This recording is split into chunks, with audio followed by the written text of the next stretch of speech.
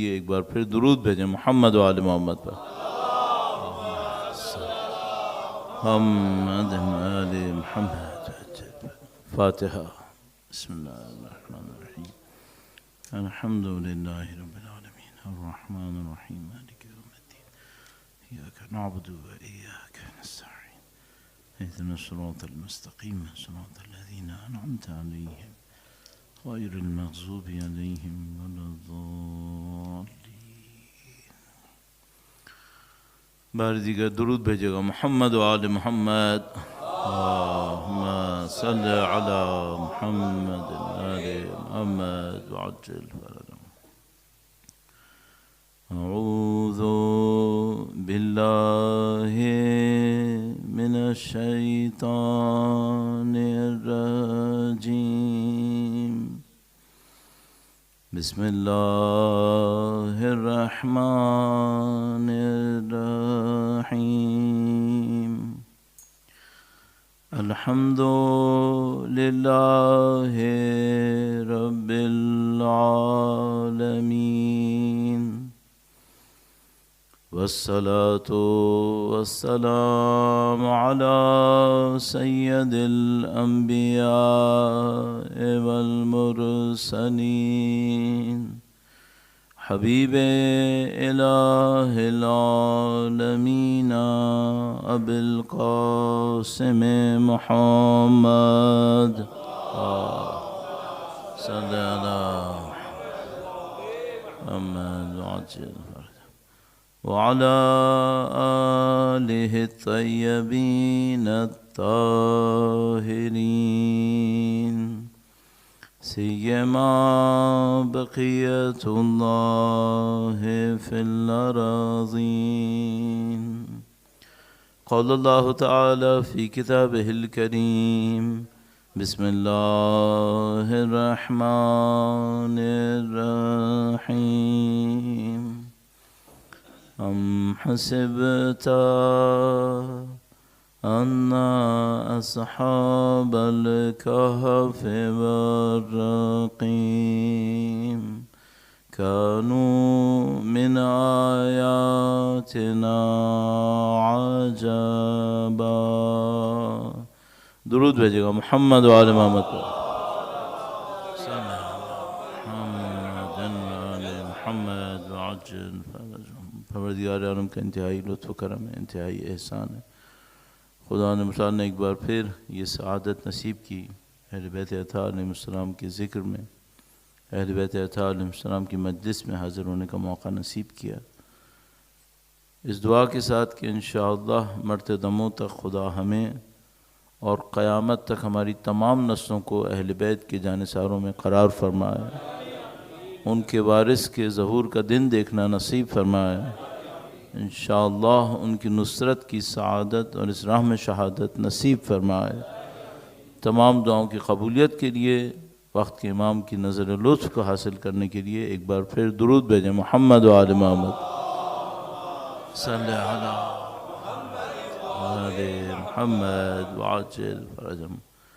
خدا نے متعال کا احسان ہے کہ اس نے ہمیں زندگی میں یہ سعادت نصیب کی ہے کہ اہل بیت اطہار علیہ السلام کا ذکر کریں. چونکہ اس سلسلے کی بس یہاں پہ یہ ایک ہی مجلس ہے، اور ایک مجلس کے اندر بہت ساری چیزیں ہوتی ہیں جو کہنے کے لیے ہوتی ہیں، تو میں مقدمات میں آپ کا وقت نہیں گزرواؤں گا. میں چاہوں گا کہ بالکل براہ راست اس موضوع کے اوپر آ جاؤں کہ جو مجھے آپ کی خدمت میں عرض کرنا ہے. لیکن ہمارا طریقہ یہ ہے کہ ہم جہاں کہیں بھی پہلی دفعہ مجلس پڑھنے کی سعادت حاصل کرتے ہیں وہاں تھوڑے سے نکات، کچھ نکات اپنے کام کے طریقہ کار کے بارے میں عرض کرتے ہیں. اب وہ ہماری گویا ایک عادت بن گئی ہے. شاذ و نادر کوئی جگہ ہوتی ہے جہاں بہت ہی کوئی کم وقت ہو تو ہم اس کو چھوڑ دیتے ہیں، لیکن یہاں پر مجھے لگ رہا ہے کہ نہیں، چند منٹس ہیں تو میں وہ پوائنٹس جلدی سے عرض کرتا ہوں آپ کی خدمت میں، اور انشاءاللہ اس کے بعد پھر اصل مطلب کی طرف درود بھیجے گا محمد و آل محمد پر. صلی علی آل محمد وعجل فرجهم.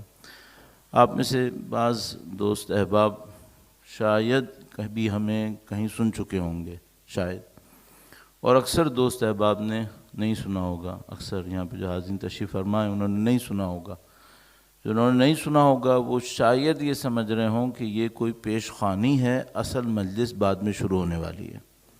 تو میں ان کی خدمت میں عرض کر رہا ہوں کہ نہیں، یہی اصلی مجلس ہے، اور آپ میرے انداز کی وجہ سے یہ مت سمجھیے گا کہ یہ مجلس نہیں ہوگی، یہ مجلس ہے۔ یہ میں کیوں ایسے کر رہا ہوں جو مختلف ہے اس سے جو سب لوگ کر رہے ہیں، کافی لوگ کر رہے ہیں، اس کی میرے پاس ایک وجہ ہے، وہ مجھے آپ کی خدمت میں عرض کرنی ہے۔ درود بھیجے گا محمد و آل محمد صلی اللہ علیہ محمد آل محمد وعجل فرجہم۔ اپنی زندگی میں میں نے جو چند قوانین سیکھے ہیں، میں طالب علم ہوں، تقریباً 40 سال سے زیادہ ہو گئے مجھے طالب علم بنے ہوئے۔ اس دوران میں نے جو چیزیں سیکھی ہیں ان میں سے ایک بات یہ ہے کہ اگر آپ خدا کے دیے ہوئے کسی اصول کو کسی بھی وجہ سے چھوڑ دیں تو جس وجہ سے چھوڑا ہے وہ کبھی نصیب نہیں ہوگی۔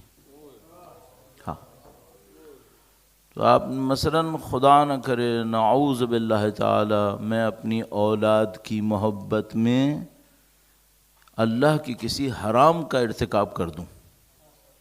بہت سارے لوگ غلط کرتے ہیں اور کہتے ہیں اولاد کی وجہ سے کیا۔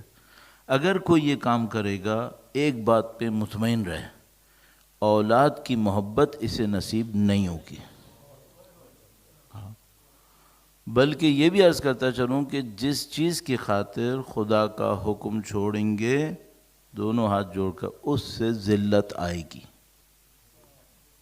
تو اگر اولاد کی خاطر خدا کا کوئی حکم چھوڑا تو نہ صرف یہ کہ یہ اولاد محبت نہیں دے گی، آپ کی اور میری زندگی میں ذلت کا سبب بنے گی۔ تو آپ کو اور مجھے کبھی بھی خدا کا حکم نہیں چھوڑنا ہوتا۔ صحیح۔ اب میرے ذہن میں ایک واقعہ ہے، بہت تیزی سے ان کو عرض بھی کرنا ہے، یہ بھی اچھی باتیں ہیں، مفید باتیں ہیں۔ مثلاً اللہ کے نبی نے جب مسجد نبوی تیار کی، تعمیر کی، تو حضرت سلمان فارسی سے کہا کہ تم اذان دو۔ حضرت بلال حبشی سے کہا تم اذان دو۔ اچھا، اب یہاں پر مثال کے طور پر فرض کر لیجئے یہاں پہ ایک کمیونٹی ہے اور یہاں پہ زیادہ تر لوگ پنجابی زبان سمجھتے ہیں، تو اعلان کرنے کے لیے کون سا بندہ ڈھونڈا جائے گا؟ جو پنجابی زبان جانتا ہو یا جو فرینچ جانتا ہو؟ اگر کوئی جگہ ہوئی جہاں پہ مثال کے طور پہ سب بڑے بڑے اردو سمجھنے والے اردو دان بیٹھے ہیں، تو وہاں پہ آپ کو ایک ایسا بندہ اعلان کے لیے لانا پڑے گا جس کی اردو زبان اچھی ہو۔ اللہ کے نبی نے اعلان کروانا تھا اور بندہ وہ لے کر آئے جس کو شین بولنا نہیں آتا تھا۔ یہ ہمارے اصولوں کے خلاف چلا گیا معاملہ۔ بھئی ہم تو یہ کہتے ہیں کہ مجلس بھی وہ پڑھے جس کو خطابت اچھی آتی ہو۔ اللہ کے نبی نے حضرت بلال حبشی میں کیا دیکھ کر اس سے اذان دلوائی؟ خطابت تو نہیں آتی تھی، سین بولتے تھے شین کی جگہ۔ اتنا برا تلفظ تھا عربی زبان کا کہ ہمارے مسجد میں پیش امام بننا بھی مشکل پڑ جائے گی، پھر بھی ان سے اذان دلوا دی۔ اچھا، کام بھی اناؤنسمنٹ ہے، اناؤنسمنٹ تو زبان سے ہی ہوتی ہے۔ اب نہ لہجہ ہے نہ زبان ہے، شکل و صورت بھی کوئی بہت زیادہ حسین و جمیل نہیں تھی، پھر بھی دلوائی۔ میں ایک سوال اپنے آپ سے پوچھتا ہوں، جس معیار کا اللہ کے نبی نے بلال حبشی میں لحاظ کیا، اس کا کوئی لحاظ ہم ممبر پہ بیٹھنے والوں میں کرتے ہیں؟ زیادہ تر تو نہیں ہوتا۔ زیادہ تر ہمیں ایک ہی چیز چاہیے ہوتی ہے، خطابت اچھی ہو، پبلک کو کھڑا کر دے۔ میں جب مجلسیں پڑھنا شروع کی تو میں نے اپنے آپ سے ایک عہد کیا، میں خطابت نہیں کروں گا۔ تو پھر کسی نے مجھ سے پوچھا کہ بھائی یہاں خطابت چلتی ہے، آپ خطابت نہیں کریں گے تو کیا کریں گے؟ میں نے ان سے کہا میں طالب علم ہوں، میں اہل بیت کی تعلیمات میں سے 2 یا 3 نکتوں کا انتخاب کروں گا، سادہ سلیس زبان میں لوگوں کے سامنے بیان کر دوں گا۔ کس ہدف سے؟ اس ہدف سے کہ چند قدم میں بھی اہل بیت سے نزدیک ہو جاؤں اور چند قدم سننے والے بھی اہل بیت کے اور نزدیک ہو جائیں۔ اب اس دوران خطابت آئی تو آ گئی، نہیں آئی تو نہیں آئی۔ بس اب اگر یہاں پہ کوئی خدا نہ کرے یہ سن کر آیا ہے کہ آف کراچی کوئی آیا ہے خطابت کرے گا، یہ بندہ واقعاً آف کراچی ہے، یہ خطابت نہیں کرے گا۔ آپ اپنی سلامتی کے لیے درود بھیجیں، محمد و آل محمد، صلی علی محمد و آل محمد وعجل فرج۔ تو خطابت تو ہم نے نہ کرنی تھی، نہ کریں گے۔ جو کریں گے وہ کیا کریں گے؟ اہل بیت کی تعلیمات میں سے چند نکات بیان کریں گے۔ مقصد کیا ہے؟ بعض اوقات ہم لوگ دین بیان کرتے ہیں، ایسا دین بیان کرتے ہیں جس پر عمل کرنے کے لیے مریخ پہ جانا پڑے گا۔ اب یہاں سارے اہل ارض رہ رہے ہیں، اہل زمین رہ رہے ہیں، نہ ان میں سے کسی نے مریخ پہ جانا ہے، نہ کسی نے کسی اور ستارے پہ جانا ہے، انہوں نے زمین پہ بیٹھ کے دین پہ عمل کرنا ہے۔ اس کو میں کیا کہتا ہوں؟ چونکہ وقت اتنا کم ہے کہ ان کی تشریحات میں نہیں جانا چاہتا، صرف ذکر کر رہا ہوں۔ اس کو میں کہتا ہوں کہ بعض اوقات ہم لوگ علم کے دریا بہا دیتے ہیں، سننے والے سن کر بڑے خوش ہوتے ہیں، باہر جا کر ان کو پتہ نہیں ہوتا کرنا کیا ہے۔ بھائی مجھے ایک واقعہ یاد ہے اپنی بچپن کا۔ میں ایک مجلس میں گیا، زیادہ تر جاتا تھا، تو والدہ نے ایک دفعہ پوچھا کہ مجلس کیسی تھی؟ میں نے کہا بہت اچھی تھی۔ تو انہوں نے کہا لوگوں کو پسند آ رہی تھی؟ میں نے کہا بہت پسند آ رہی تھی۔ نعرے لگ رہے تھے؟ میں نے کہا بہت نعرے لگ رہے تھے۔ تو انہوں نے آخر میں مجھ سے پوچھا مولانا نے کیا کہا تھا جس پہ نعرے لگ رہے تھے؟ اب مجھے بالکل نہیں پتا تھا۔ پھر مجھے ایک اور بات سمجھ میں آئی، جو لوگ 25 سال سے مجلس سن رہے ہوں ان سے آپ کبھی کہہ دیں 25 صفحے فضائل اہل بیت پہ لکھ کے لے آئیں۔ بھائی ہمارے آپ ان تذکرہ فرمائیں صحیفہ سجادیہ کا، مولا کے 240 خطبے ہیں نہج و بلاغہ میں، کتنے لوگوں نے 25 بھی پڑھے ہیں؟ کتنے لوگوں نے؟ پوچھنے کی بھی ضرورت نہیں۔ کئی دعائیں ہیں صحیفہ میں، کتنے لوگوں نے وہ دعائیں پڑھی ہیں جن کو پتا ہو کہ اس میں لکھا کیا ہے؟ شاذ و نادر۔ پھر مجھے یہ سمجھ میں نہیں آتا، یہ جو ہم لوگ مجالس میں بہت ساری علمی باتیں کرتے ہیں، اس کا اثر کہاں جا رہا ہے؟ میں ایک اور سوال آپ سے کروں گا، آپ کی زحمت کم کروں گا، تیسرا مطلب اور عرض کروں گا اور پھر آپ کی زحمت تمام۔ درود بھیجیں محمد و آل محمد، صلی علی محمد آل محمد وعجل فرج۔ تھوڑا سا کراچی سے عرض کر دوں، کراچی کی آبادی خدا حکومت سے جھوٹ نہ بلوائے تو بہرحال 2 کروڑ کے قریب کہتے ہیں لوگ۔ ہماری حکومت پتہ نہیں 50-60 لاکھ لوگوں کو شمار کرتے وقت کہاں ڈال دیتی ہے، مجھے سمجھ میں نہیں آتا۔ بہرحال کہتے ہیں کہ تقریباً 2 کروڑ آبادی ہے۔ اس 2 کروڑ آبادی میں تقریباً 15 سے 20% لوگ اہل بیت کے چاہنے والے ہیں، تو یہ تقریباً 40 لاکھ لوگ بنتے ہیں۔ 40 لاکھ لوگ، ان 40 لاکھ لوگوں میں اگر ہر خاندان میں آن ایوریج 5 بندے حساب کریں تو ہمارے پاس 8 لاکھ خاندان بنتے ہیں۔ یہ 8 لاکھ خاندان ہر سال ایک مجلس تو کروا ہی دیتے ہیں، تو 8 لاکھ مجلسیں تو یہی ہو گئیں۔ کراچی میں اندازاً 40 مقامات پر جمعہ ہوتا ہے، اندازاً۔ عشرے کتنے ہوتے ہیں؟ 2 مہینے 8 دن تقریباً تمام امام بارگاہوں کے اندر مجلس ہوتی ہے۔ سارے سال ویکینڈز پر مجلسیں ہوتی ہیں۔ یہ جو میں ساری مجلسیں شمار کروں تو یہ ملین سے اوپر جائیں گی، صحیح ہے؟ یہ تو چلو کراچی ہو گیا۔ کیا ایسا ہے کہ بریڈفورڈ میں مجلسیں 25 سال پہلے کے مقابلے میں کم ہوئی ہیں. امام بارگاہیں بڑھ رہی ہیں، مسجدیں بڑھ رہی ہیں، مجلسیں بڑھ رہی ہیں، قرآن چھپ رہے ہیں، مفاتی چھپ رہی ہے، سب کچھ چھپ رہا ہے، سب کچھ ہو رہا ہے.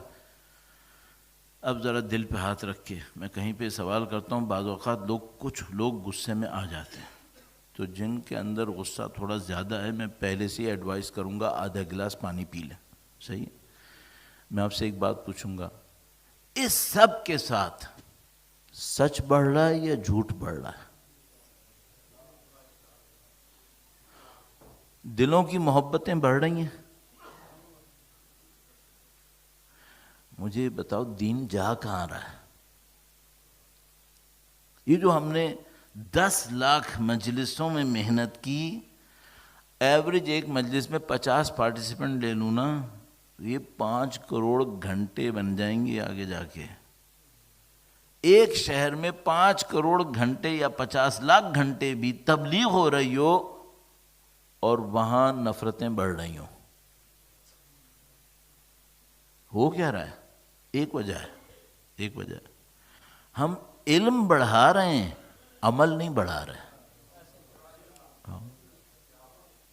علم بڑھ رہا ہوگا اس کا بھی ڈاؤٹ ہے مجھے ڈاؤٹ ہے کہ علم بھی بڑھ رہا ہے یا نہیں بڑھ رہا. بقول بھائی کے کہ مثلا اگر یہی پوچھ لو کہ ایک لائن صحیفہ سجادیہ سے پڑھ، انہوں نے تو کسی بچے سے پوچھا تھا، بزرگوں سے پوچھ لو.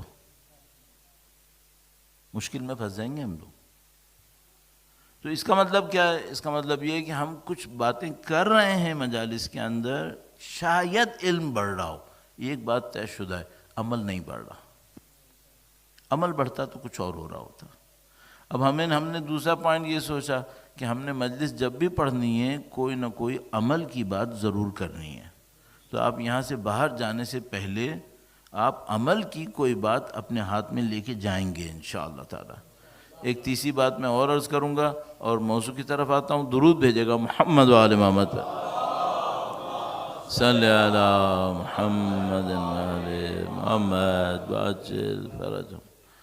میرے بہت سارے دوست احباب ہیں میری طرح بولنے والے، وہ جب مجلس پڑھتے ہیں تو ایسی قوموں کو سنانے کی کوشش کرتے ہیں جو یہاں نہیں آتے،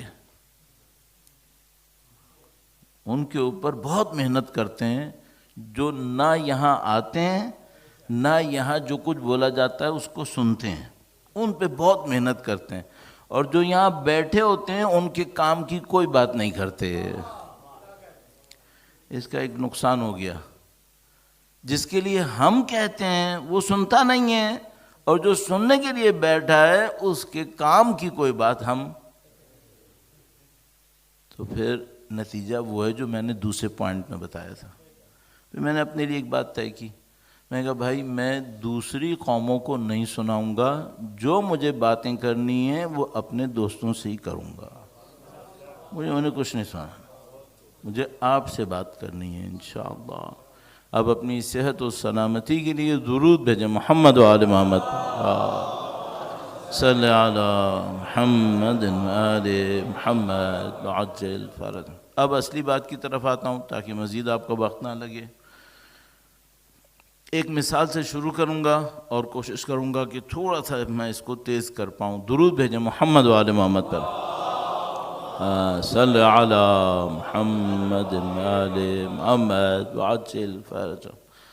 بعض اوقات کوئی ہم سے پوچھتا ہے، وہ کہتا ہے مولانا میں کیا کروں کہ میرا بیٹا بچہ امام کے لشکر میں شامل ہو جائے. اچھا یہ سوال کرتے ہیں یا نہیں کرتے؟ بہت کرتے ہیں. 40 سال پہلے اتنا ذکر نہیں تھا. اگر کسی کو نہ یاد ہو تو میں بتا رہا ہوں، 40 سال پہلے میں کراچی میں ایک شیعہ آبادی میں رہا کرتا تھا ایران جانے سے پہلے. میں آپ کو گارنٹی سے بتا رہا ہوں 40 سال پہلے اس آبادی کے لوگوں کو دعائے سلامتی امام زمانہ نہیں آتی تھی. یہ میں آپ کو بتا رہا ہوں 1984 کی بات بتا رہا ہوں. ظاہر ہے یہاں جو بہت سارے بچے بیٹھے ہیں وہ 84 میں پیدا نہیں ہوئے ہوں گے، لیکن 84 کی بات میں آپ کو بتا رہا ہوں. دعائے سلامتی نہیں جانتے تھے. الہی عظم البلا سیکھے ہوئے چند سال گزرے تھے. چند سال گزرے تھے. دعائے ندبہ کراچی میں کہیں نہیں ہوتی تھی، میں عرض کر رہا ہوں آپ کی خدمت، اور میں شیعہ آبادی میں رہتا تھا. دعائے کمیل شروع ہوئے 3-4 سال ہوئے تھے. 84 میں ہمارا یہ عالم تھا. تو الحمدللہ ابھی تو بہت ترقی ہو گئی ہے، ابھی سب کو دعائیں کافی آ گئی ہیں. شب قدر کے اعمال میں مٹھی بھر لوگ آتے تھے، مٹھی بھر لوگ آتے تھے. الحمدللہ ابھی تو بہت ترقی ہو گئی ہے، بہت توجہ ہو گئی ہے. تو اب اس توجہ میں ہوتے ہوئے کچھ لوگ ایک سوال کرتے ہیں، وہ یہ کہ مولانا ہم اپنے بچے کو چاہتے ہیں امام کی نصرت کرے، امام کے لشکر میں پہنچے، کیا کریں، کیسے پہنچے؟ اچھا، اب میرے پاس ایک راستہ یہ ہے کہ میں اس کو حدیثوں کی کوئی کتاب بتا دوں، جیسے میں ایک ابھی آپ کی خدمت میں عرض کر دیتا ہوں. بہت نفیس ایک کتاب تھی، عربی میں لکھی گئی تھی، اس کا نام تھا منتخب الاثر. اس کا اردو میں ترجمہ ہوا جمال منتظر. جمال منتظر انتہائی مستند، انتہائی خوبصورت کتاب، اردو میں موجود، انٹرنیٹ پہ اویلیبل. کسی کو وقت کے امام کی مناسبت سے احادیث کا مطالعہ کرنا ہو، یہ کتاب بہت اچھی کتاب ہے، آپ اس کو دیکھ سکتے ہیں. ٹھیک ہے، تو میں ممکن ہے کہ ایک کتاب بتا دوں جو میں نے بتا دی، لیکن مجھے پتہ ہے کہ ہماری قوم کو کتاب پڑھنے کی عادت نہیں ہے، صاف بات ہے. تو میں ایک اور کام کروں گا، میں ایک مثال دیتا ہوں اور میں آپ سے اس مثال کے ذریعے سے یہ پوچھوں گا کہ کیا ایسا آدمی امام کے لشکر میں ہوگا. اس سے ہم یہ سیکھ پائیں گے کہ کیسا آدمی امام کے لشکر میں ہوگا. میں آپ سے ابھی پوچھتا ہوں، درود بھیجے گا محمد و آل محمد پر. صلی علی محمد و آل محمد وعجل فرجهم. یہ میں صرف فرض کر رہا ہوں، کہہ نہیں رہا ہوں، فرض کر رہا ہوں. فرض کریں آپ سے کوئی یہ کہے، انشاءاللہ نہیں کہے گا، صرف فرض کر رہا ہوں. فرض کریں آپ سے کوئی یہ کہے کہ امام کا لشکر ہوگا، اس میں ایک بندہ ایسا ہوگا، ایسا ہے نہیں، فرض کروں، چوتھی دفعہ کہہ رہا ہوں تاکہ کوئی بیچ سے کلپ نکال کے نہ ڈال دے. فرض کریں کوئی کہے، خدا نہ کرے نعوذ باللہ تعالی ایسا ہے نہیں، کوئی کہے کہ امام کے لشکر میں ایک بندہ ایسا ہوگا، نعوذ باللہ تعالی، کہ وہ ہر روز اپنی فجر کی نماز قضا کرتا ہوگا. آپ کا دماغ مانتا ہے؟ نہیں مانتا. کیوں؟ آپ کا دماغ مجھ سے کہے گا کہ مولانا 1100 سال تقریباً انتظار کیا، اور 1100 سال جس لشکر کا انتظار کیا، آپ یہ کہہ رہے ہیں کہ اس لشکر میں ایک بندہ ایسا ہوگا جو ریگولر فجر کی نماز نعوذ باللہ تعالی قضا کرتا ہوگا. اب مولانا یہ کیسے ممکن ہے؟ میں کہوں گا آپ بالکل صحیح کہہ رہے ہیں. اب میں ایک بات پوچھتا ہوں، اگر میں روزانہ فجر کی نماز قضا کرتا ہوں اور کہتا ہوں میں انشاءاللہ امام کے لشکر میں جاؤں گا، اب میں اپنے دعوے میں سچا ہوں یا جھوٹا ہوں؟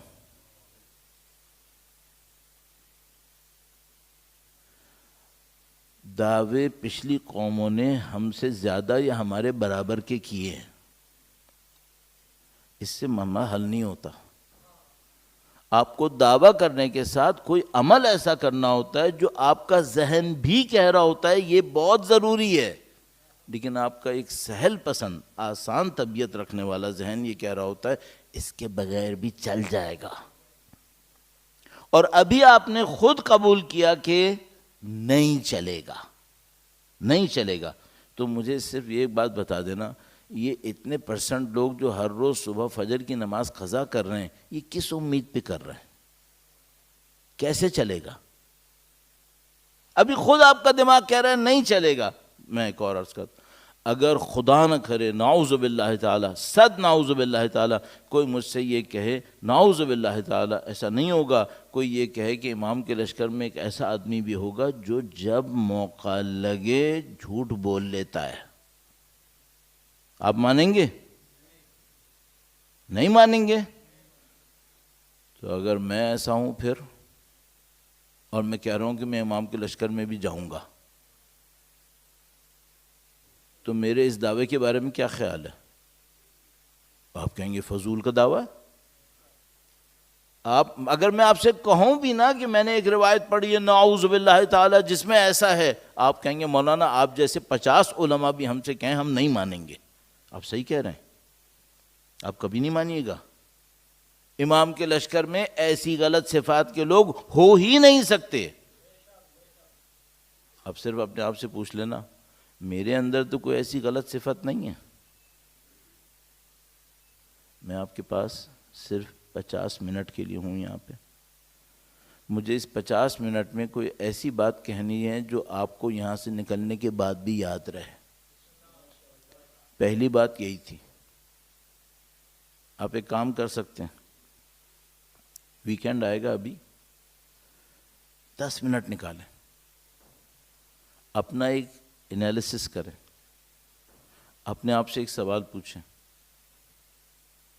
اس کو میں آپ کی خدمت میں جرأت کر کے عرض کر رہا ہوں، میں معذرت چاہتا ہوں اگر میری باتیں واقعاً طبیعت کے لیے بھاری گزرتی ہوں، لیکن میرا کام ہی یہی ہے، میں اور کوئی کام نہیں کر سکتا ہوں۔ میں دین کے جس حصے کو خطرے میں دیکھوں گا اسے بچانے کی کوشش کروں گا۔ درود بھیجیں محمد و آل محمد پر، صلی علی محمد آل محمد وعجل فرج۔ سادہ سا ایک کام کیجئے گا، میں بھی یہ کام کروں گا انشاءاللہ، خدا مجھے توفیق نصیب کرے۔ کہیں پہ بیٹھوں 10 منٹ کے لیے اپنا انالیسس کروں اور اپنے آپ سے ایک سوال پوچھوں، للہ باللہ اپنے آپ سے ایک سوال پوچھوں، جیسا انسان میں ہوں یہ لشکر امام میں جائے گا یا نہیں جائے گا؟ یہ سوال پوچھنا چاہیے یا نہیں پوچھنا چاہیے؟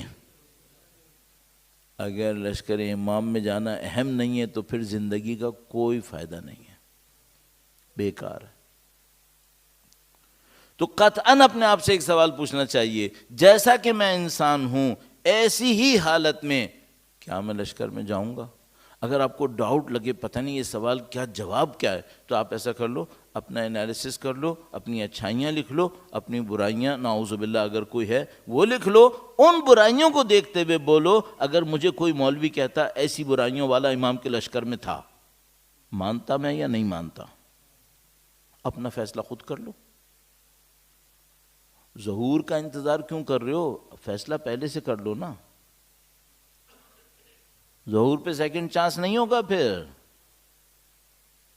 اس سے پہلے کہ امام فیصلہ کریں کہ لشکر میں جانا ہے اس بندے نے یا نہیں جانا ہے، اپنا فیصلہ خود کرو تاکہ صحیح کرنے کا موقع مل جائے ہمیں۔ پھر کیا کروں؟ خدا نہ کرے اگر مجھے پتا چلے میرے اندر 5 ایسی مشکلات ہیں جو رکاوٹ بن سکتی ہیں، میں کہوں گا بھائی خدا تمہیں عمر دے، مجھے نہیں پتا میری کتنی باقی ہے، 1 سال میں 1 برائی ختم کر لو، بس 1 برائی پکڑ لو، اگر کوئی ہے اسے پکڑ لو، کہ میں 1 سال محنت کروں گا اس برائی کو ختم کروں گا جو میرے اور لشکر امام میں رکاوٹ بنی ہوئی ہے۔ یہ کام کر لو۔ اب اپنی ایمان کی سلامتی کے لیے، مزید ترقی کے لیے درود بھیجیں محمد و آل محمد، صلی علی محمد آل محمد وعجل فرج۔ بھائی امام سے نزدیک ہونا تھا نا، یہ طریقہ ہے، یہ راستہ ہے۔ اچھا اور کوئی کسی کے ذہن میں کچھ اور آ رہا ہے نا، وہ بھی میں عرض کر دیتا ہوں، ایک بات عرض کرتا ہوں، ایک واقعہ عرض کرتا ہوں، کہانی نہیں ہے، واقعہ ہے۔ پاکستان سے باہر میں ایک جگہ گیا، بتانے کی ضرورت کیا کہ کہاں پر، ایک جگہ پہ گیا، وہاں پہ ایک بندہ ملا، یہ واقعہ میں بہت عرض کر چکا ہوں، ایک بندہ ملا، اس کے پاس بہت پیسہ تھا، بہت پیسہ تھا سینٹر کا، اپنا تو ہوگا ہی ہوگا، سینٹر کا پیسہ بھی اس کے پاس بہت تھا، ٹھیک ہے، وہ اس سینٹر کا پریزیڈنٹ تھا، ٹھیک ہے، اور اس پیسے کو وہ میرے حساب میں کہیں خرچ نہیں کرتا تھا۔ تو میں نے اس کو پوچھا ایک دفعہ کہ بھائی جہاں تمہارا سینٹر ہے اس کے پیچھے ہی ایک مومن بچوں کا یتیم خانہ بھی ہے، میں نے نہیں سنا کہ تم اس سینٹر کو کچھ دیتے ہو یتیم خانے کو، جبکہ مجھے پتا ہے اور تم نے مجھے تھوڑی دیر پہلے بتایا کہ تمہارے پاس بین الاقوامی کرنسی میں ڈھالتے ہوئے تقریباً $1,00,000 پر منتھ ایکسٹرا آتا ہے۔ اس نے خود بولا تھا کہ $1,00,000 پر منتھ مجھے ریسورسز سے سینٹر کو ملتا ہے خرچہ نہ ہونے کے برابر. تو میں نے کہا تم ان کو کیوں نہیں دے دیتے؟ ممبر پہ بیٹھا ہوا ہوں، ممبر پہ بیٹھا ہوں. اس نے مجھے کہا مولانا میں کسی کو نہیں دوں گا، میں بینکوں میں رکھ رہا ہوں، جب امام آئیں گے تب دوں گا.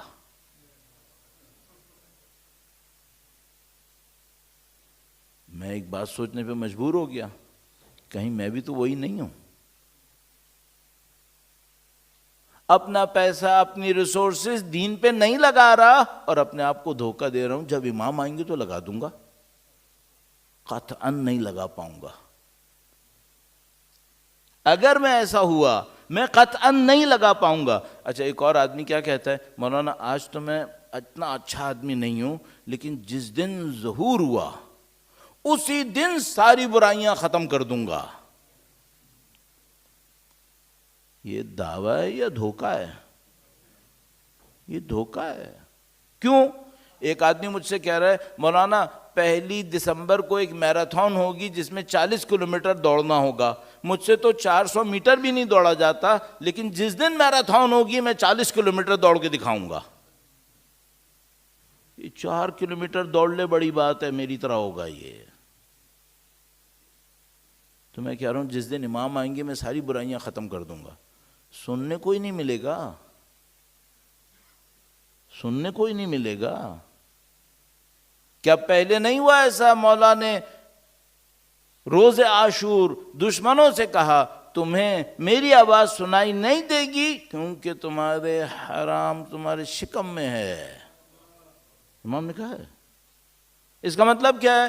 اس کا مطلب یہ ہے کہ جو لوگ ایسی برائیوں میں مبتلا ہوں جن کا ان کو پتہ ہے کہ برائی ہے پھر بھی مبتلا ہیں، ان کو مظلوم سامنے کھڑے ہوئے امام کی آواز سنائی نہیں دیتی ہے، اور ہم سوچ رہے ہیں کہ ہمیں غیبت میں بیٹھے ہوئے امام کی آواز سنائی دے گی. یہ نہیں ہوگا. پھر اگر کسی نے تبدیل کرنا ہے ابھی کرنا ہے، اگر کسی نے دین کے لیے کچھ کرنا ہے ابھی کرنا ہے، ورنہ پھر نہیں ہوگا کبھی. یہ امام کی تشریف آوری کا تقاضا ہے جو ہم سے کیا جا رہا ہے. اب اس مسئلے میں ایک پوائنٹ اور آپ کی خدمت میں عرض کروں گا، اور وہ پریکٹس ہے جو اب مجھے آپ کو دینی ہے تاکہ آپ یہاں پہ جانے سے پہلے کچھ آپ کے ہاتھ میں ہو کہ بھائی کوئی پوچھے آپ نے کیا میسج دیا، یہ میسج دیا کرنے کے لیے. درود بھیجیں محمد و آل محمد پر. صلی علی محمد آل محمد وعجل فرجهم. کوئی اور جگہ ہوتی نا جہاں 3 دن پڑھنا ہوتا تو میں جتنی باتیں ابھی تک کہی ہیں ان کو 2 دن میں پڑھتا آہستہ آہستہ، تاکہ جو لوگ سننے والے ہیں وہ آہستہ آہستہ سنیں اور قبول بھی کریں. میں نے سب الٹ دیا، ایسے ہی بول دیا. کیوں؟ وقت نہیں ہے. اور میں ایک بات بتاؤں، مجھے نہیں پتا میری زندگی میں سے کیا بچا، مجھے نہیں پتا امام کی تشریف آوری سے پہلے کتنا وقت ہے. اب بھی کوئی یہ کہنا میں تھوڑا دیر کر لیتا ہوں، صحیح نہیں ہے، فائدہ نہیں ہے، نقصان اٹھائیں گے. اب دیر کا ٹائم نہیں ہے، اب جو کرنا ہے نا کر لو. کیوں؟ موت کا تو کسی کو بھی نہیں پتا نا کب. میں کیا گارنٹی سے کہہ سکتا ہوں آج رات زندہ ہوں؟ کیا میں کہہ سکتا ہوں؟ نہیں کہہ سکتا. تو یہ کیسے مطمئن ہو جاؤں کہ کچھ نہ کروں ہو جائے گا؟ کیسے ہو جائے گا؟ کچھ کرنا ہوگا. اب مجھے آپ کی خدمت میں ایک پریکٹیکل پوائنٹ عرض کرنا ہے. جو دوست احباب سن لیتے ہیں اور بعض اوقات یاد بھی رکھ لیتے ہیں، میرے خیال میں ایک جگہ جہاں میں جاؤں اور مجھ سے کوئی کہے مولانا ثواب کے علاوہ رزلٹ کوئی نکلا ثواب کے علاوہ، تو میں یہ سمجھتا ہوں اگر 20% لوگوں نے کوئی چیز سیکھ لی کافی ہے، کافی ہے. 80%، 70%، 50% میں گیا اس بات سے، میں نہیں کر سکتا. 20% لوگ سیکھ لیں کافی ہے، بہت ہے. اب مجھے ایک پوائنٹ کہنا ہے، وہ 20% جو سیکھنے والے ہوتے ہیں ان کی خدمت میں عرض کر رہا ہوں، خدا کا واسطہ اس کو ضرور سن لینا اور سیکھنے کی کوشش کر لینا، فائدہ ہوگا انشاءاللہ. درود بھیجیں محمد و آل محمد پر. صلی علی محمد وآل محمد وعجل فرجہم. ایک دفعہ میں ایک جگہ مجلس پڑھنے گیا. مجلس کے بعد نظر نیاز تھی. یہ واقعہ میں نے پتہ نہیں کتنی دفعہ لوگوں کو سنایا تاکہ مجھے بھی یاد رہے، میں بھول نہ جاؤں کہیں. اور میرے پاس زیادہ علم ہے بھی نہیں، میں تکرار کرتا ہوں چیزوں کو. میں ایک دفعہ ایک جگہ پہ گیا مجلس پڑھنے کے لیے، وہاں نظر نیاز ہو رہی تھی. میں نیاز کے لیے بیٹھا ہوا تھا، ایک آدمی میرے پاس آیا. وہ جگہ ایئرپورٹ کے نزدیک تھی، رات کا وقت تھا. اس نے کہا مولانا، وہ آیا میرے پاس پورا نہیں بیٹھا، جیسے یوں آدھا بیٹھا آدھا کھڑا ہوا. اس کو کہتے ہیں تجافی. ہمیں دنیا میں ایسے ہونا ہے جیسے جب چاہیں کھڑے ہو جائیں چلے جائیں، اس کو کہتے ہیں تجافی. وہ آیا اس طرح بیٹھا. اس نے کہا مولانا مجھے ایک سوال کرنا ہے، کسی نے پوچھوایا ہے، فوراً جواب دیجیے گا. مجھے ایئرپورٹ پہ شفٹ لگی ہوئی ہے، مجھے وہاں جانا ہے، تو آپ مجھے فوراً جواب دیجیے گا، مجھے دیر ہو رہی ہے. میں نے کہا بسم اللہ. اس نے کہا مولانا جلدی سے بتائیے گا معرفت امام کیا ہوتی ہے. میں گھبرا گیا. میں نے کہا پتہ نہیں کون سا فرشتہ ہے جو امتحان لینے آ گیا ہے اتنی جلدی میں. مائکرو سیکنڈ میں میرے ذہن میں آیا اس سے کہوں بندے خدا مجھے معاف کرو، کل آ جانا، صحیح سے بتا دوں گا. پھر میرے ذہن میں آیا نہ تم، ایسے ہی مائکرو سیکنڈ میں یوں جیسے لہراتا ہے نا بات، میرے ذہن میں نہ تم زندہ ہو کل، پتہ نہیں، نہ یہ زندہ ہے پتہ نہیں. ایک جملہ کوئی عقل میں آتا ہے تو بول دو. اچانک میرے ذہن میں ایک جملہ آیا، میں نے جملہ بول دیا. وہ جملہ سوچے سمجھے بغیر میں نے بول دیا. شاید زندگی میں نے کم ایسا کیا ہوگا کہ کوئی جواب میں نے اتنا بے سوچے سمجھے بولا ہوگا. رسک لیا، میں نے بول دیا. جیسے ہی میں نے بولا اچانک میرے دماغ میں آیا، اچھا اس نے کہا ہاں مولانا بہت شکریہ، چلنے لگا. اوہ میرے دماغ میں آیا کہ میں نے کیا غلطی کر دی، سوچا بھی نہیں تھا بول دیا. ایک آدمی کو کہا اس کو پوائنٹ کر لو، دیکھ لو یہ بندہ کون ہے، کل مجھے شاید بلانا ہے اس کو، تاکہ اگر میں نے غلط کہا ہے تو اس کو بلاؤں تو صحیح، اس کو صحیح کروں. اس نے کہا مولانا میں نے اس کو نوٹ کر لیا. میں نے کہا ٹھیک ہے. پھر میں نے وہیں بیٹھے بیٹھے سوچا جملہ صحیح تھا یا غلط تھا، تو مجھے لگا جملہ صحیح تھا. رات کو گھر آیا، دوبارہ سوچا جملہ صحیح تھا یا غلط تھا. مجھے لگا صحیح نہیں تھا، بہت اچھا تھا. پھر میں نے اپنے آپ سے پوچھا اگر اتنا ہی اچھا تھا تو تم نے اس پہ عمل کیوں نہیں کرا؟ تم عمل کرو اس پہ. لما تقولون ما لا تفعلون، کیوں ایسی باتیں کرتے ہو جس پہ عمل بھی نہیں کرتے؟ تم عمل کرو. تو میں نے دیکھا نہیں جملہ صحیح ہے، عمل کے قابل ہے، عمل کرنا چاہیے. اب وہ جملہ میں نے آپ سے عرض کرنا ہے، چھوٹی سی بات ہے، کوئی بہت بڑی بات نہیں ہے، عمل کی ہے.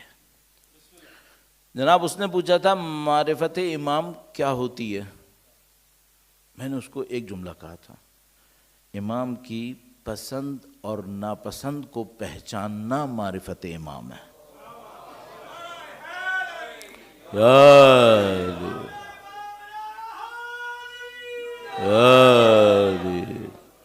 جو امام کو پسند ہے وہ تمہیں پتہ ہو، جو امام کو پسند نہیں ہے وہ تمہیں پتہ ہو. اگر کوئی یہ کرے یہ معرفت امام ہے. صحیح. میں نے کہا بھائی اگر ایسا ہی ہے تو میں اس پہ عمل کیوں نہیں کروں؟ کیسے عمل کروں؟ اب وہ بات جو عمل کی ہے، ایک سادہ سا کام کر لو. آپ دیکھو کچھ آپ میرے بچوں کی عمر کے ہو، کچھ لوگ میرے بھائی کی عمر کے ہو، کچھ میرے بڑے بھائی کی عمر کے ہو گئے. صحیح. شاید ہی کوئی بزرگ ہو جو میرے والد کی عمر کا ہوگا. سب کے لیے مخلص ہو کر ایک جملہ کہہ رہا ہوں، اللہ کے سامنے جواب دوں گا میں. ٹھیک ہے، اتنے لوگوں کا میں اتنا ٹائم کیوں ضائع کروں گا. ایک جملہ عرض کروں گا. آپ نے زندگی میں کوئی بھی کام کرنا ہے، جو بھی کرنا ہے، اس بندے سے دوستی کرنی ہے، اس کے ساتھ بیٹھنا ہے، اس سے لڑنا ہے، ٹی وی پہ یہ دیکھنا ہے، موبائل پہ یہ دیکھنا ہے، یہ کتاب پڑھنی ہے، یہ تصویر دیکھنی ہے، جو بھی کام کرنا ہو، اپنے آپ سے ایک سوال پوچھو، امام اس پہ خوش ہوں گے؟ بس جو مرضی کرنا ہے کرو، ایک سوال اپنے آپ سے پوچھتے رہو، امام اس پہ خوش ہوں گے؟ اگر ذہن یہ کہے کہ خوش نہیں ہوں گے، میں آپ کو طالب علم ہونے کے ناطے گارنٹی سے کہہ رہا ہوں، اگر آپ کا دماغ کہے کہ امام اس پہ خوش نہیں ہوں گے، کسی بھی مصلحت کی خاطر وہ کام کرو گے، ذلت نصیب ہوگی، خوشی نصیب نہیں ہوگی، سکون نصیب نہیں ہوگا۔ جو بچے گناہ کر رہے ہوتے ہیں نا، سوچتے ہیں اس کو کر لو تھوڑا سا مزہ آئے گا، بخدا مزہ نہیں آئے گا۔ جتنا تم کو لگ رہا ہے مزہ آئے گا، اس سے 10 گنا اس کے اوپر تم کو اپنے ذہن کے اوپر سختی ڈالنی پڑے گی۔ یہ نظام ہے خدا کا۔ کیوں؟ جن کو اچھا نہیں لگ رہا وہ قطب عالم ہیں، اللہ کی نعمتیں ان کے ذریعے سے برستی ہیں۔ اگر ان کو اچھا نہیں لگ رہا تمہیں کبھی خوبی نہیں ملے گی، کبھی خوشی نہیں ملے گی۔ میں اپنے آپ سے کہوں بس میں نماز نہیں پڑھوں گا فجر کی، کیوں؟ میری نیند خراب ہوتی ہے۔ خدا امام کو ناراض کر کے تمہیں 8 گھنٹے بھی سو لو تو سکون نہیں ملے گا، خدا ممبر پہ بیٹھ کے کیا؟ خوشی ان کے ہاتھ میں ہے، برکت ان کے ہاتھ میں ہے۔ ان کی ناراضگی جس چیز میں ہو اس میں برکت کیسے آ سکتی ہے؟ کوئی بندہ کہے مولانا میں تھوڑا سا ہی غلط کام کروں گا، مجھے اصل میں پیسہ چاہیے، تو اس پیسے کو لینے کے لیے میں تھوڑا سا غلط کروں گا۔ میں تم کو بخدا کہہ رہا ہوں، امام خوش نہیں ہوئے، تمہیں جو پیسہ ملے گا تمہیں اور فقیر کرے گا۔ اور اگر امام کی خوشی کی خاطر کوئی چیز چھوڑ دی تو کیا ہوگا؟ تجربے سے عرض کر رہا ہوں، تھوڑا سا اگر امام کی خوشی کی خاطر میں نے اپنی کوئی پسندیدہ چیز چھوڑ دی، خدا شاہد ہے امام اس چیز کو یا اس سے بہتر چیز کو میرے قدموں میں لا کے ڈال دیں گے، قدموں میں لا کے ڈال دیں گے۔ ان امام کی عظمت پر درود بھیجیں، محمد و آل محمد، صلی علی محمد۔ مجھ سے کوئی بچہ کہے میں فلاں گناہ کرتا ہوں چونکہ مجھے مزہ لینا ہے، میں اس سے کہوں گا بیٹا یہ گناہ مت کرو، اپنے امام پہ اعتماد کرو، تم کو ایسا مزہ ملنے والا ہے جس کا تم نے نہیں سوچا ہے۔ دینے والے وہ ہیں، تم تو چھین بھی نہیں سکتے، تو بلا وجہ میں یہ حماقت کیوں کر رہے ہو؟ اپنے ہاتھ سے اپنے پاؤں پہ کیوں کلاڑی مار رہے ہو؟ مت مارو۔ بس عمل کی بات کیا ہوئی؟ عمل کی بات چھوٹی سی بات یہ ہوئی، نہ اس کے لیے اصول کافی پڑھنی ہے، نہ اس کے لیے کوئی تفسیر قرآن پوری پڑھنی ہے، نہ اس کے لیے مریخ پہ جانا ہے، نہ کہیں اور جانا ہے، یہیں رہتے ہوئے چھوٹا سا ایک کام کرنا ہے۔ وہ کیا؟ جب بھی کوئی کام کرنے لگو اپنے آپ سے ایک بات پوچھنا، اس پہ امام خوش ہوں گے؟ اب میں تھوڑی سی ایک کمی کرتا ہوں ایک جگہ پہ، سوال اس کی جگہ ایک اور کر لو، کہو اس پہ امام ناراض تو نہیں ہوں گے؟ یہ تھوڑا سا میں نے کم کر لیا۔ اگر وہ سوال کروں نا اس پہ امام خوش ہوں گے یا نہیں ہوں گے، تو وہ ساری چیزیں نکل جائیں گی جو نیوٹرل ہوں گی، خوش تو نہیں ہوں گے، ناراض بھی نہیں ہوں گے۔ تو میں کہہ رہا ہوں آسانی کے لیے یہ سوال کر لو، اس پہ امام ناراض تو نہیں ہوں گے؟ اگر تمہیں لگے ناراض ہوں گے، کبھی مت کرنا، کبھی مت کرنا۔ اچھا اگر تمہارا دل یہ کہے نہیں معلوم ناراض ہوں گے یا نہیں ہوں گے، خوش ہوں گے یا نہیں ہوں گے، شاید ناراض نہیں ہوں گے، کر لو۔ مشورہ تو یہ دوں گا نہ کرو، صرف وہ کرو جس پہ امام خوش ہوں گے، صرف وہ کرو۔ لیکن اگر کوئی کہے میرے جیسا کمزور انسان کہ مولانا میں اتنا اسٹرکٹ نہیں ہوں، ٹھیک ہے، پھر ایک کام کرو، کرنے سے پہلے پوچھو اس پہ امام ناراض تو نہیں ہوں گے؟ اگر تمہیں لگے ناراض ہوں گے، چھوڑ دو، اپنے پاؤں پہ کلہاڑی مت مارو۔ اگر چھوڑ دیا تو کیا ہوگا؟ اس سے بڑھ کر تمہارے قدموں میں ہوگا، اس سے بڑھ کے تمہارے قدموں میں ہوگا۔ اور اب اس کو دیکھ لو کہ ہم لوگوں کے ساتھ زندگی میں بہت دفعہ ایسا ہوتا ہے، ہم سکون کے پیچھے بھاگ رہے ہوتے ہیں، سکون نہیں ملتا ہے، بہت دفعہ ایسا ہوتا ہے۔ یہ میں نے عرض کر دیا۔ اب ایک بات اور قانون کے حساب سے عرض کرتا ہوں، دنیا کے قانون کے حساب سے جس کے اوپر خدا نے خلق کیا ہے۔ درود بھیجے گا محمد و آل محمد پر، صلی علی محمد۔ آل محمد وعجل فرج. دیکھو بھائی، آپ سے میرا کوئی رشتہ سوائے ایمان کے نہیں ہے، صحیح، اسی کے تحت بات کر رہا ہوں. میں اب اس ایج میں آ گیا ہوں نا، اب یہاں تک آتے آتے مجھے بہت دولت نہیں چاہیے ہوگی. مجھے خبر نظر آ رہی ہے اپنی، مجھے نظر آ رہا ہے میری زندگی ختم ہو رہی ہے، کسی بھی ٹائم پہ ختم ہو جائے گی. چلو جب میں 30-35 کا تھا، 20-25 کا تھا، تب میرے ایمبیشنز ہوں گے، اور پتہ نہیں میں نے کیا کیا سوچا ہوگا، اینتھیوسزم ہوگا، وہ سب ختم ہو گیا ہے بھائی. اب میں 60 سال کا ہونے والا ہوں، چلا گیا وہ. اب میں دولت لے کے بھی کیا کر لوں گا؟ آگے مجھے موت نظر آ رہی ہے اپنی، صحیح. اب کوئی کہے مولانا آپ کو اپنی شہرت چاہیے نا تو یہ کر لو، گزر گئی وہ باتیں. اب کہاں کی شہرت؟ اب میں کیا کروں اس شہرت کا؟ اب کوئی مجھ سے کہے آپ کی زندگی کا ہدف کیا ہے؟ ایک تو اخروی ہدف ہے، اس کو میں ابھی کہہ رہا ہوں بھی چھوڑ دو، اخروی ہدف.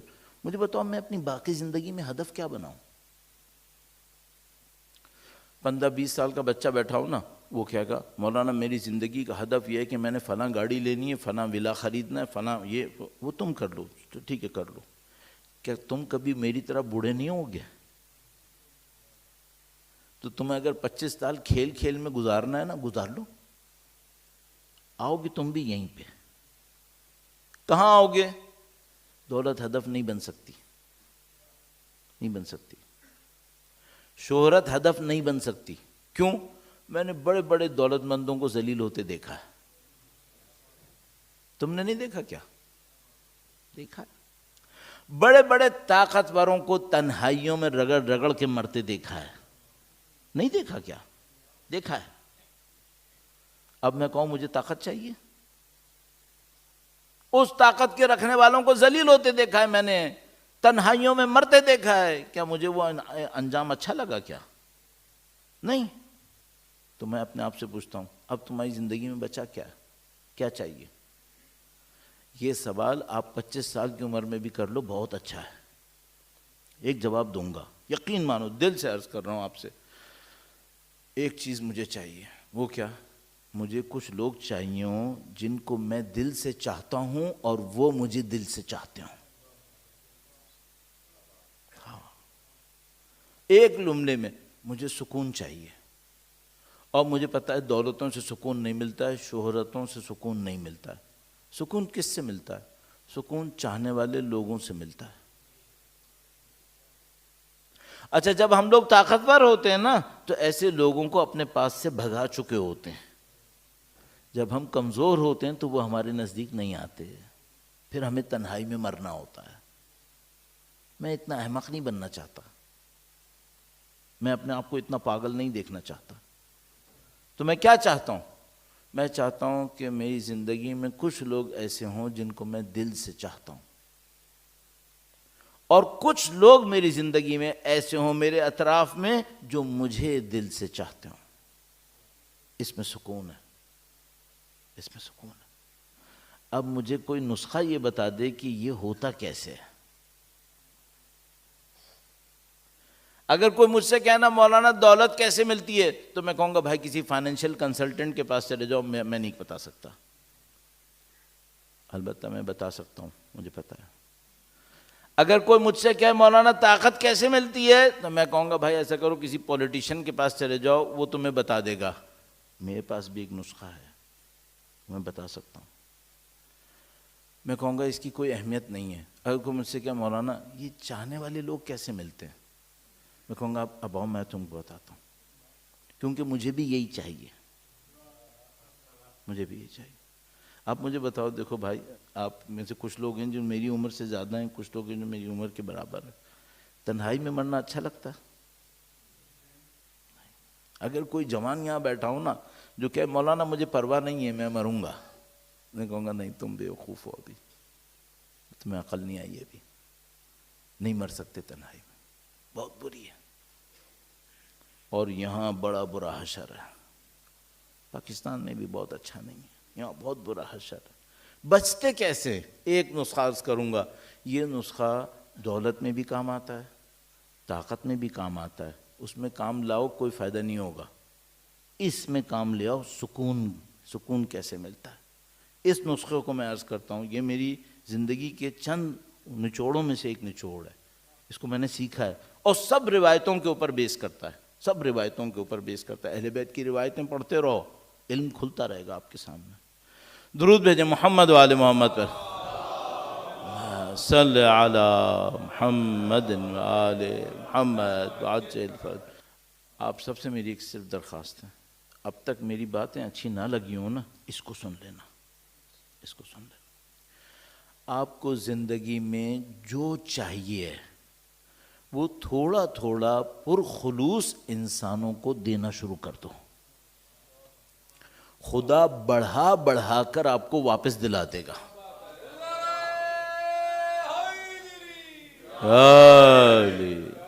بھائی مجھے سکون چاہیے، تھوڑا سا سکون انسانوں کو دے دو. خدا کیا کرے گا؟ خدا بڑھا بڑھا کر وہ سکون تمہیں دلوائے گا. تمہیں نہیں بھاگنا پڑے گا. ہم لوگ سمجھ رہے ہیں دنیا لینے پہ بنی ہے، دنیا دینے پہ بنی ہے. دنیا دینے پہ بنی ہے. کیا مطلب؟ اب میں اپنے بچپن کو یاد کرتا ہوں، جب میں پرائمری اسکول میں تھا اور تو وہاں پہ ہمیں ٹیچرز اوپر کتاب کاپی کی لائن لکھ دیا کرتے تھے، نیچے وہی لائنیں لکھ کر لاؤ، اور اس میں لکھا کرتے تھے جیسی کرنی جو بوگے.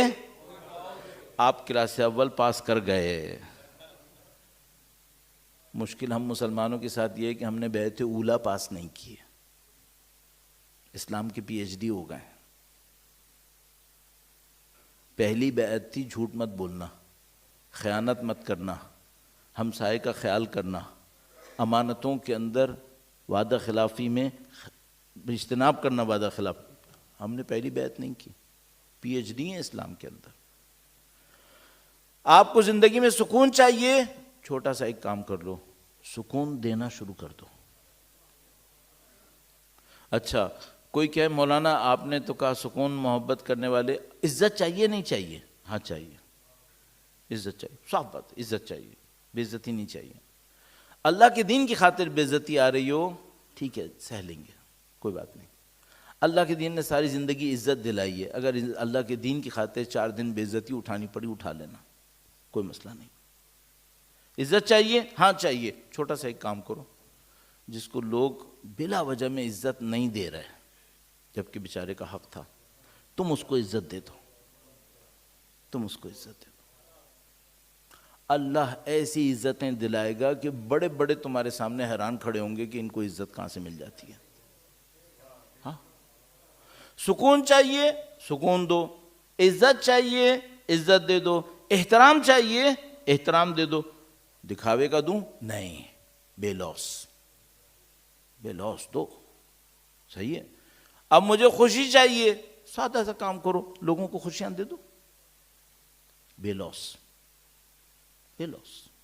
علم چاہیے، علم دے دو، علم دے دو. تم چاہتے ہو خدا تمہاری رہنمائی کرے، جن کو رہنمائی کی ضرورت ہے انہیں بے لوس رہنمائی دے دو، خدا رہنمائی کرے گا. جو تمہیں چاہیے وہ دے دو. اب اس کا ایک ادھر کا مسئلہ بھی ہے، وہ کیا؟ اگر میں نے کوئی غلط چیز دی تو کیا ہوگا؟ وہ بھی بڑھ بڑھ کے پلٹ کے آئے گی. میں لوگوں کے ساتھ مکاری کروں تو کیا ہوگا؟ اللہ میرے اطراف میں مکاروں کو جمع کر دے گا. میں جھوٹ بولوں گا تو کیا ہوگا؟ جھوٹے میرے ساتھ کھڑے ہوں گے، بات بات پہ جھوٹ بولیں گے. مجھے سچے چاہیے تو کیا کروں؟ سچ بولو، خدا سچے دے دے گا. جو آپ کو زندگی میں چاہیے تھوڑا تھوڑا انسانوں کو دینا شروع کر دو. اگر یہاں پہ کوئی بیٹھا ہو کہ مولانا مجھے کچھ سمجھ میں نہیں آیا، کہاں سے شروع کروں؟ ایک جگہ میں بتا دیتا ہوں، دعا دینے سے شروع کرو. اجنبیوں کو دعا دو، اجنبیوں کو دعا دو، اپنے خاندان کو بھی دعا دو، والدین کو بھی دو، دعا کرو سب کے لیے، خدا دینا شروع کر دے گا. عزیزان محترم، یہ لب لباب ہو گیا. میں آپ کو زیادہ وقت نہ لوں، وقت اختتام پر ہے. یہ زندگی گزارنے کے طریقے جو انہوں نے ہمیں سکھائے. پر شروع سے جمع کروں تو میں نے کچھ باتیں آپ سے کی تھیں. ایک تو یہ 3 باتیں کی تھیں کہ میں مجلسیں کیوں اس طرح پڑھ رہا ہوں، کہ میں نے کہا میں خطابت نہیں کروں گا، پوائنٹس دوں گا. پوائنٹس میں نے دے دیے نہیں دیے؟ عمل کے تھے یا نہیں تھے؟ تو جو میں نے کہا تھا وہ میں نے کر لیا نا، الحمدللہ رب العالمین. 3 پوائنٹس کیا تھے؟ پھر یہ بات کی تھی کہ وقت کے امام کی نصرت کرنی ہے تو کیا کروں؟ اپنی اچھائیاں، اپنی برائیاں لکھ لو، اپنے آپ سے سوال کرو جس میں یہ برائیاں ہوں وہ لشکر میں جائے گا؟ ایک ایک کر کے وہ برائیاں صحیح کر لو. پھر یہ بات ہوئی کہ زندگی میں ہدف کیا رکھوں؟ میں نے کہا دولت رکھو، شہرت رکھو، طاقت رکھو، سب ذلیل کریں گی، کچھ نہیں ملنے والا. اگر تمہیں کچھ چاہیے سکون لے لو، خوشی لے لو، عزت لے لو. یہ کیسے ملتی ہے؟ دینے سے ملتی ہے. بے لوس دے دو. اسے مت دینا جس سے عزت لینی ہو، اسے مت دینا. اس کو دینا جس سے تمہیں لگے اس سے ملنے کا کوئی امکان نہیں، اسے بھی دے دو. ہاتھ جوڑ کے کہوں گا اپنے لیے کہوں گا، اگر میں کسی جگہ پہ کھڑا ہوں اور مجھے لگے کہ اس ہال کے اندر ایک بندہ ایسا ہے جس کا کوئی احترام نہیں کر رہا ہے بلا وجہ میں، کیونکہ اس کا پیسہ نہیں ہے، اس کے پاس یہ نہیں، مجھے چاہیے مجھے اس کا احترام کرنا ہے، مجھے اس کا احترام کرنا، کیونکہ مجھے اللہ سے احترام اس کا احترام کرنے پر ملے گا. اس کا احترام کر کے مجھے کیا ملے گا جس کا سب احترام کر رہے ہیں؟ میں نہیں کہہ رہا اس کی میں بے احترامی کروں گا، اس سے مجھے ملنا کچھ نہیں ہے. ملنا وہاں سے ہے جس کے پاس کچھ نہیں ہے. اب دینے والا خدا ہے. ہاں، خدا نے آپ پہ بہت لطف کیا، آپ پہ بہت کرم کیا. میں اپنی بات میں ان باتوں کو کہنے میں اتنا مشغول ہوا. آج کی مناسبت ہے، آج کی مناسبت ایک ایسے امام کی شہادت ہے جس کے امام کے روضے پر شاید ہم سب لوگ جا چکے، شاید ہم سب جا چکے. مولا کا فرمان ہے الامام کالوالد الشفیق، امام مہربان باپ کی طرح ہوتا ہے. آپ مشہد جاؤ نا تو اس باپ کی شفقت سمجھ میں آتی ہے. قریب الغرباء، غریبوں کا ساتھ دینے والے، معین الضعفاء والفقراء، ضعیفوں اور فقیروں کی مدد کرنے والے امام. لوگ دور سے گنبد دیکھتے ہیں، کہتے ہیں یا امام السلام علیکہ یا علی ابن موسیٰ الرضا. لگتا ہے جیسے محبتیں نصیب ہو رہی ہیں، چاہتیں نصیب ہو رہی ہیں. آپ میں سے جو لوگ مولا کے روضے پہ جا چکے ہیں، میں ابھی اپنے ذہن میں یہی کر رہا ہوں. میں اپنے ذہن میں کیا کر رہا ہوں اس وقت؟ میں اپنے مولا کی زری کو سوچ رہا ہوں، یہ سوچ رہا ہوں شاید میں زری کے سامنے کھڑا ہوا ہوں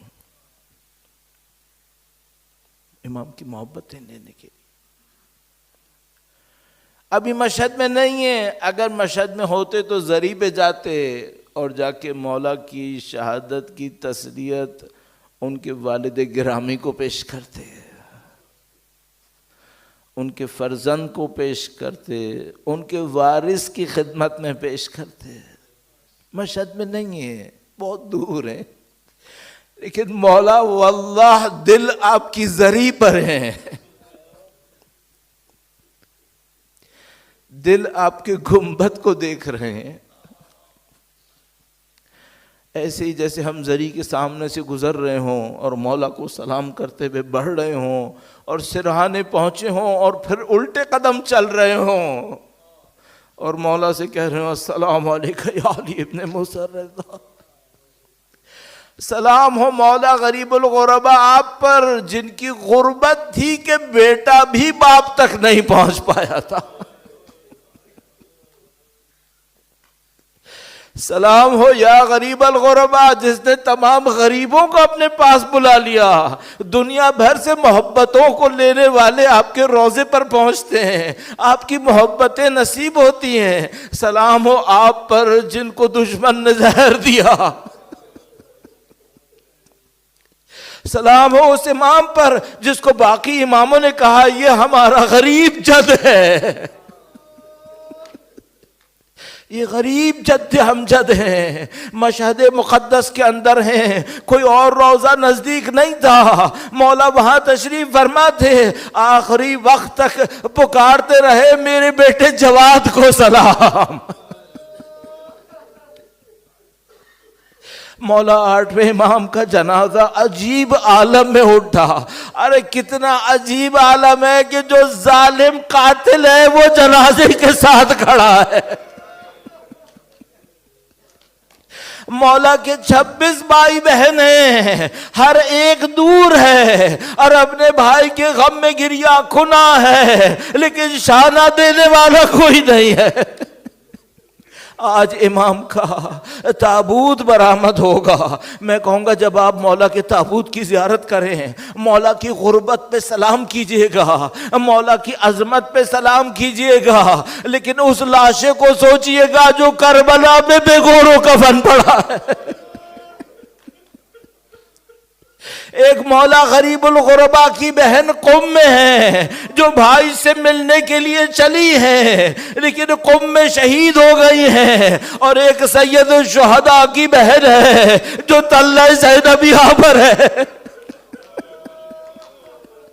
یہ غربتوں کے امام ہو گئے، ان اماموں نے غربتیں اٹھائی ہیں۔ مولا کا جنازہ عجیب غربت میں اٹھا، میں کہوں گا مولا سلام ہو آپ کی غربت پر، سلام ہو اس قید خانے پر جس میں آپ تھے، سلام ہو آپ کی تنہائی پر، لیکن ذرا اس جنازے کو سوچنا جو رات کی تاریکی میں اٹھا تھا۔